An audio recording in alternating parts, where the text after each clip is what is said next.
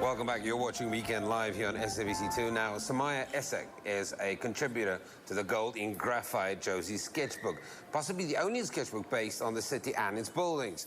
This week, she took us to Anstey Towers in the CBD, on one of the many buildings that came out of an Art Deco movement after World War I, and her favorite building. We're on the corner of Jeppe and Joubert Streets in the CBD, and we're standing on the 4th floor of Anstey Towers. Okay, beautiful, beautiful building in the city, one of my favorites. If you look at it, I'm going to bring it to you in layman's terms, right? It's an Art Deco building, and for me, I love Art Deco because it reminds me of an ocean liner. If you look at the buildings, they're nostalgic of the great ocean liners of the time. If you think of the Queen Mary and the Normandy and the Rex, and it's like very lavish and grand and elegant, and also the cars and the fashion and so on. And then in 1925, Paris had an exhibition which lasted for like 6 months, which brought the Art Deco movement to the fore, and which really catapulted it as like an international movement. For a moment, just forget the hooting of the taxis and the loud music and the people, and just look at the building. For me, I think of Miami. Okay, I look at the building and I see an ocean liner, I see palm trees, I can hear the ocean. Miami, by the way, South Beach has the largest concentration of Art Deco buildings in the world.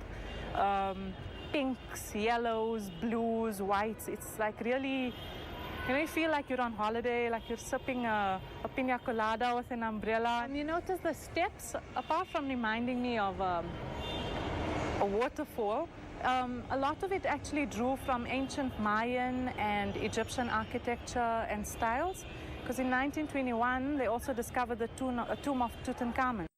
All right, and so the world was fascinated by ancient Egyptian culture and so on. And so you see that they took a lot of the rectangular, long vertical lines from Egyptian architecture and used it in the design.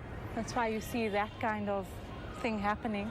The rounded windows are taken from the streamlining of like the ocean liners and the cars and the aeroplanes, which were really like taking off in the 1920s.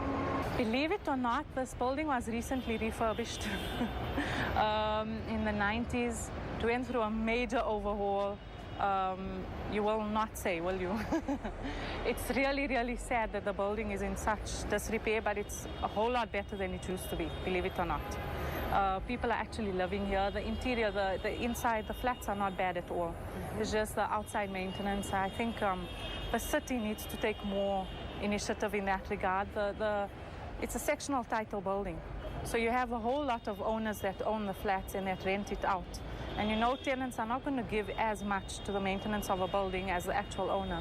So I think maybe there should be some more laws regarding the onus of maintenance on the actual owners of the flats, as well as the city putting some input, you know.